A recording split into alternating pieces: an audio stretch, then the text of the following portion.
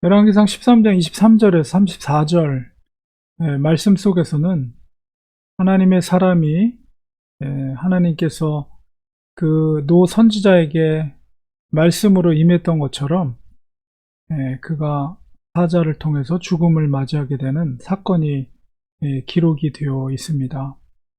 그 노사도를 통해서 하나님의 말씀이 임했고 결국은 그 하나님의 사람도 얼마나 놀랐겠어요. 그 말씀을 듣고 나귀의 안장을 지우고 그 노사도는 미안한 마음으로 두려운 마음으로 그 하나님의 사람을 태워서 이제 유다 땅으로 보냈습니다. 근데 노중에 사자가 그의 앞에 나타났고 결국 사자는 이 하나님의 사람을 물어서 죽이죠.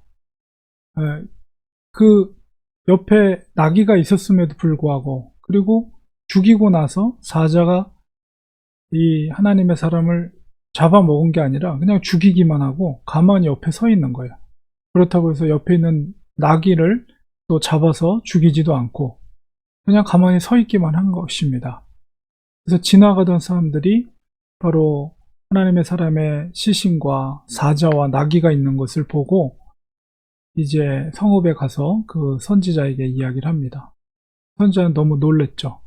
그래서 나귀를 타고 그곳에 가보니까 여전히 사자가 있고 나귀는 살아있고 하나님의 사람이 거기에 죽어 있는 것을 보고 그 시체를 거두어서 이제 성읍으로 다시 돌아오고 결국 자기가 거짓말을 한 것으로 인해서 결국 이 하나님의 사람이 죽음을 맞이한 것에 대해서 너무 안타까워하고 그를 위해 슬피 울면서 장사를 지냅니다.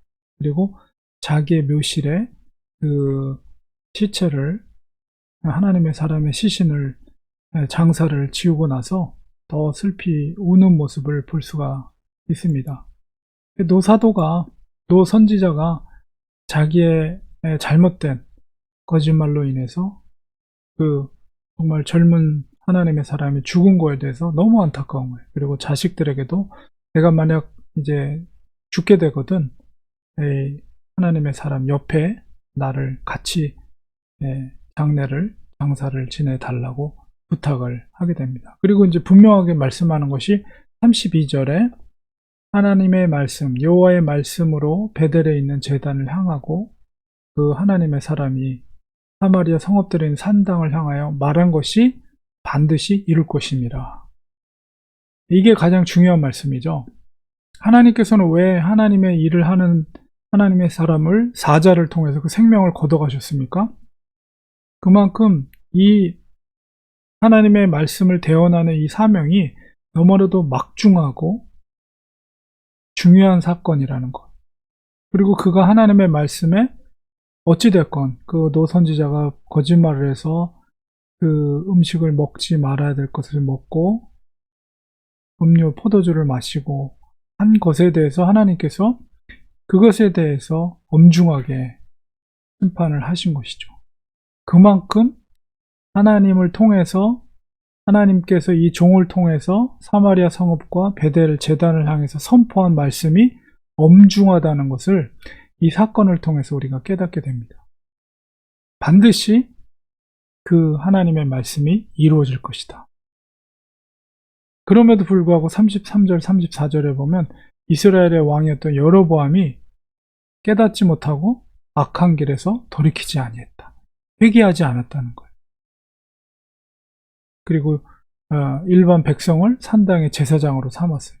그 산당을 하나님은 인정하지 않았을 뿐만 아니라 그 산당의 제사장, 최소한의 제사장으로 그 직분을 감당하려면 모세 시대부터 레위 지파가 그 일을 감당하도록 했는데 이 여로보암은 그런 거 다 무시해버리고 아무나 그 산당의 제사장으로 삼아서 원하기만 하면 하고 싶은 사람 손들어가지고 원하면은 그 사람을 산당의 제사장으로 삼았다는 거예요.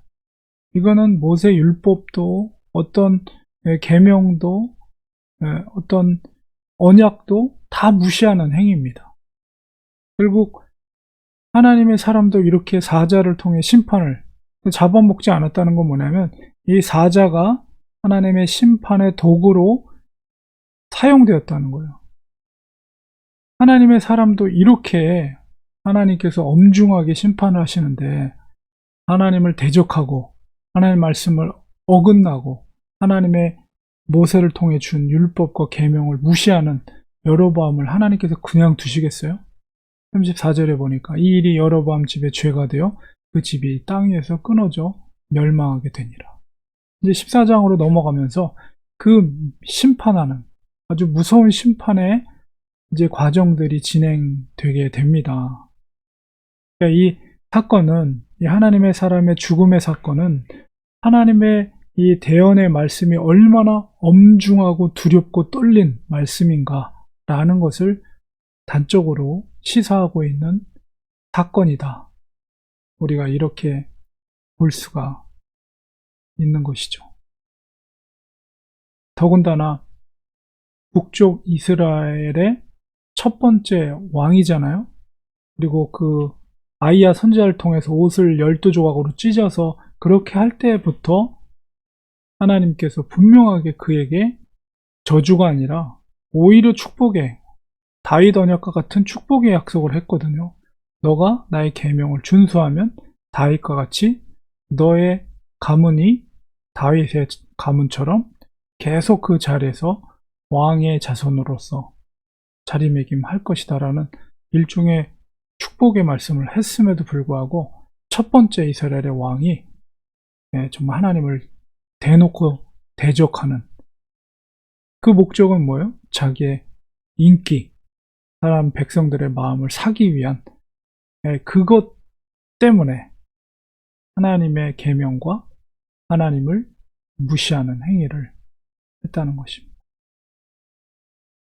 우리가 이 말씀을 기억하면서 우리가 하나님의 말씀이 얼마나 엄중한 것인가, 그리고 하나님의 언약을 지킨다는 것이 얼마나 소중한 것인가, 우리가 벌을 받는 걸 두려워할 게 아니라 정말 하나님께서 그 약속을 지키는 하나님의 귀한 백성들에게 어떻게 하나님께서 복을 내려주시는가, 우리가 그렇게 생각한다면 우리는 적극적으로 하나님의 계명과 말씀을 준행하는 우리가 되어야 되겠습니다. 기도하겠습니다.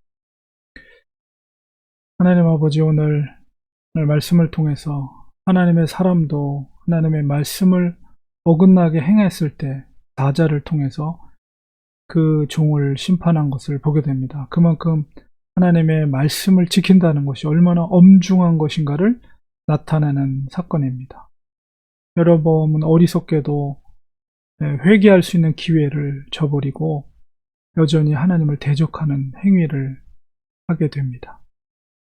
그것은 바로 멸망의 길입니다. 하나님, 우리가 하나님을 사랑한다고 한다면 정말 하나님의 계명과 하나님의 율례를, 법도를 지킬 수 있는 우리들이 되게 하여 주셔서 우리가 하나님께 엄중함으로 심판을 받는 것이 아니라 오히려 하나님의 놀라운 축복들을 받을 수 있는 우리 사랑하는 성도들 되게 하여 주시옵소서. 예수님의 이름으로 기도합니다.